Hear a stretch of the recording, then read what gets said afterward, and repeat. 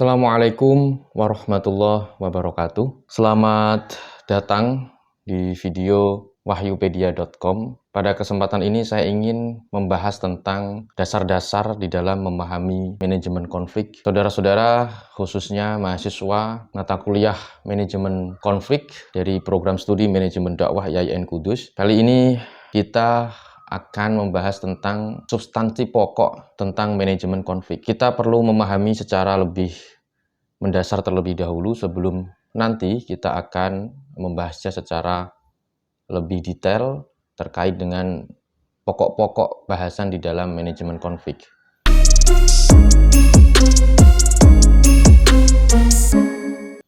Seperti yang kita ketahui di dalam kehidupan kita sehari-hari, konflik adalah bagian dari kehidupan kita.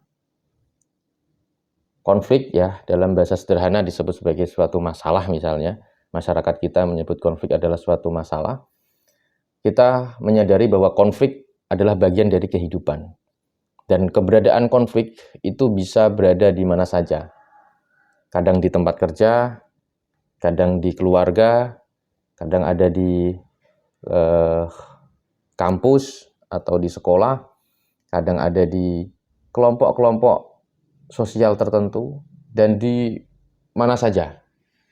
Karena konflik itu bagian daripada kehidupan kita. Nah, oleh karena itu, penting bagi kita untuk memahami cara mengelola konflik atau cara menyelesaikan konflik secara efektif.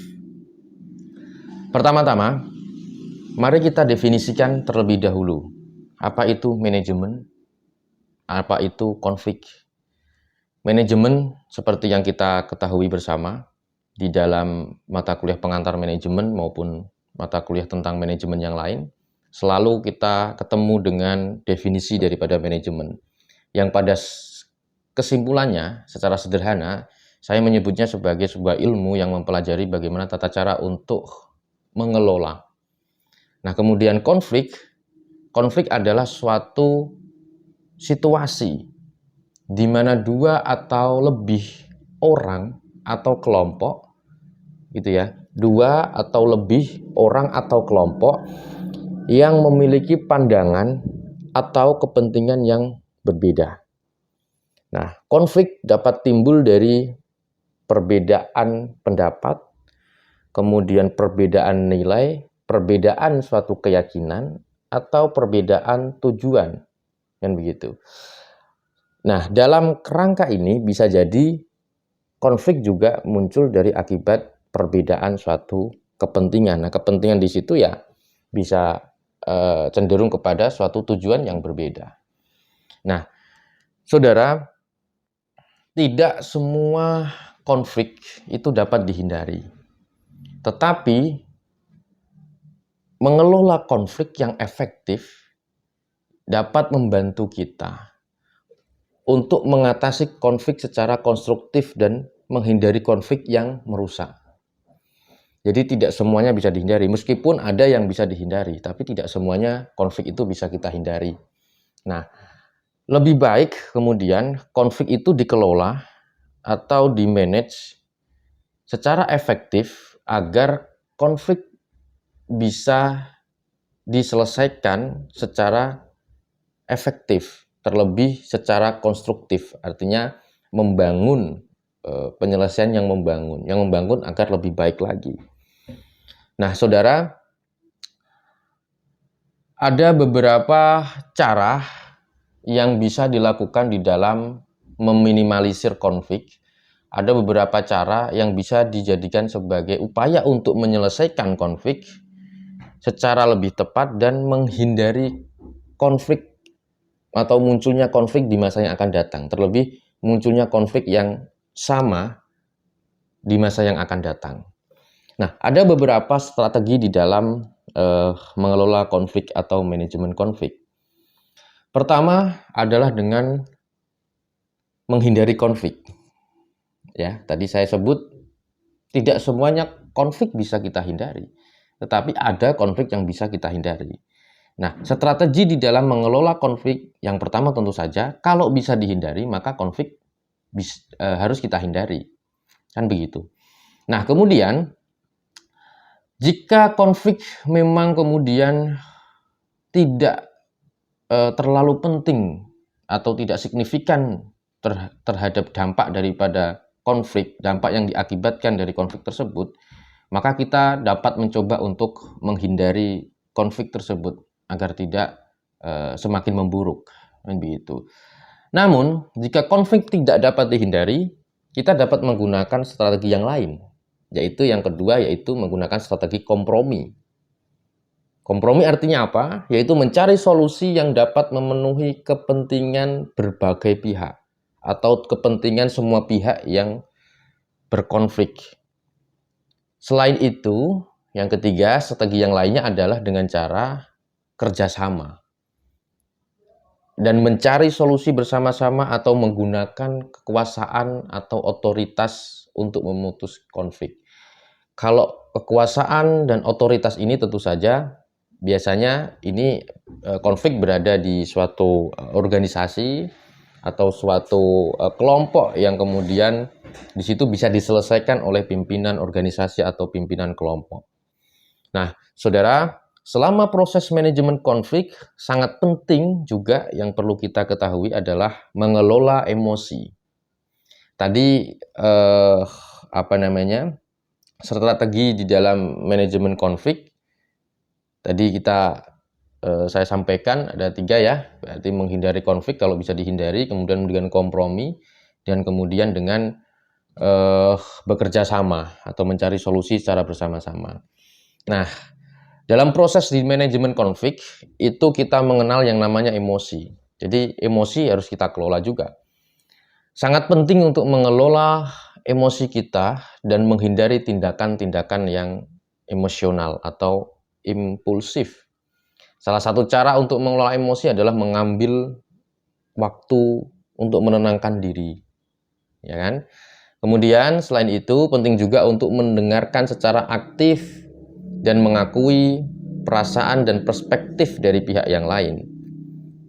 Jadi kita bisa berempati, kita bisa mencoba untuk mengerti pendapat orang lain, kita bisa menghargai suatu perasaan orang lain dan lain sebagainya.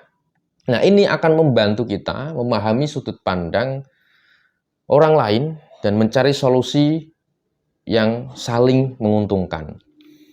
Nah, saudara, inti daripada kita memahami manajemen konflik adalah keterampilan yang harus kita miliki untuk menjalin hubungan yang sehat, yang produktif dengan orang lain. Konflik mungkin tidak dapat dihindari, atau tidak semua bisa dihindari. Tetapi dengan memahami strategi manajemen konflik dan mengelola emosi yang baik, kita dapat mengatasi konflik secara efektif dan membangun hubungan yang positif dengan orang lain. Nah, berikutnya, saudara, saya ingin membahas juga tentang dasar-dasar dari manajemen konflik. Mari kita mulai dari yang pertama, yaitu komunikasi. Komunikasi adalah kunci dalam mengatasi konflik. Karena konflik itu kan tadi kita sampaikan bahwa adanya perbedaan pendapat, keyakinan, mungkin pandangan, tujuan, nilai, dan lain sebagainya yang berbeda-beda antara satu pihak dengan pihak yang lain. Nah, salah satu kunci di dalam mengatasi manajemen atau mengatasi konflik adalah komunikasi. Komunikasi adalah kunci di dalam mengatasi konflik. Dalam situasi konflik, kita harus memastikan bahwa kita berhadapan atau kita berbicara dengan cara yang jelas dan terbuka, sehingga pesan kita dapat dipahami dengan baik oleh orang lain. Karena seringkali pembicaraan yang tidak jelas, kemudian tidak terbuka itu membuat istilahnya miskomunikasi. Jadi miskomunikasi bisa terjadi antara sang komunikator ketika menyampaikan pesan kepada komunikan, atau ketika komunikan memberikan feedback atau umpan balik kepada komunikator. Nah, itu seringkali terjadi. Nah, selain itu kita juga harus mendengarkan dengan cermat apa yang dikatakan oleh orang lain dan mencoba untuk memahami perspektif orang lain tersebut. Nah, itu kunci daripada salah satu kunci daripada menyelesaikan konflik atau mengelola konflik. Kemudian yang kedua adalah pemahaman terhadap perbedaan. Jadi kita terlahir di bangsa atau di negara Indonesia, negara kesatuan Republik Indonesia ini yang terdiri dari berbagai jenis suku, agama, ras, dan budaya bisa menyatu. Ini menjadi modal bahwa bangsa kita memiliki karakteristik yang setidaknya modal lah untuk bisa menerima perbedaan begitu. Nah, ini juga penting di dalam menyelesaikan konflik atau di dalam mengelola konflik. Setiap orang memiliki nilai, memiliki keyakinan dan pendapat atau pandangan yang berbeda-beda. Dalam situasi konflik, kita harus menghargai pendapat atau pemikiran yang berbeda tersebut dan mencoba untuk memahami perspektif orang lain. Dengan cara ini kita dapat menemukan solusi yang menguntungkan bagi semua pihak, begitu. Nah, saudara, memahami perbedaan itu menjadi salah satu kunci di dalam menyelesaikan konflik. Ini juga selaras dengan pemahaman atau ide-ide nilai-nilai tentang Pancasila. Ini selaras dengan ide dan nilai-nilai tentang moderasi dalam beragama. Karena konteks agama dalam sejarah kehidupan kita di dunia ini, konflik-konflik besar itu mayoritas itu disebabkan oleh konflik, yaitu perbedaan tentang agama. Konflik yang bernuansa agama. Nah, sehingga muncullah kemudian istilah moderasi beragama di dalam negara kita. Nah, itu juga dalam rangka untuk moderasi beragama, dalam rangka untuk memahami suatu perbedaan dan kita bersikap yang moderat. Artinya berada di tengah-tengah, lebih objektif, tidak kemudian ekstrim kiri dan ekstrim kanan. Dalam kesempatan lain nanti akan saya jelaskan tentang moderasi beragama. Nah, saudara, memahami perbedaan itu juga penting di dalam mengelola konflik. Tidak kemudian semena-mena kita membela satu pihak, kemudian kita merugikan pihak yang lain. Karena dalam prinsip manajemen konflik, bagaimana penyelesaian itu bisa saling menguntungkan, syukur-syukur, atau yang lebih penting adalah tidak ada yang dirugikan di dalam penyelesaian konflik. Itu yang kedua. Kemudian yang ketiga adalah pengelolaan emosi. Konflik seringkali melibatkan perasaan yang kuat, seperti kemarahan, dendam begitu ya, kesedihan yang mendalam, kekecewaan, dan lain sebagainya. Nah, dalam situasi ini kita harus belajar untuk mengelola emosi dan menghindari bereaksi dengan cara yang negatif. Alih-alih kita harus mencoba untuk tetap tenang dan fokus pada solusi. Ketika pengelolaan emosi tidak bisa baik, maka yang terjadi ya justru malah memperuncing atau malah memperluas adanya konflik yang terjadi. Nah, kemudian yang terakhir, yaitu yang keempat, adalah fokus pada solusi. Tujuan utama dari manajemen konflik adalah untuk menemukan solusi yang menguntungkan bagi semua pihak, atau setidak-tidaknya adalah tidak merugikan pihak-pihak terkait begitu.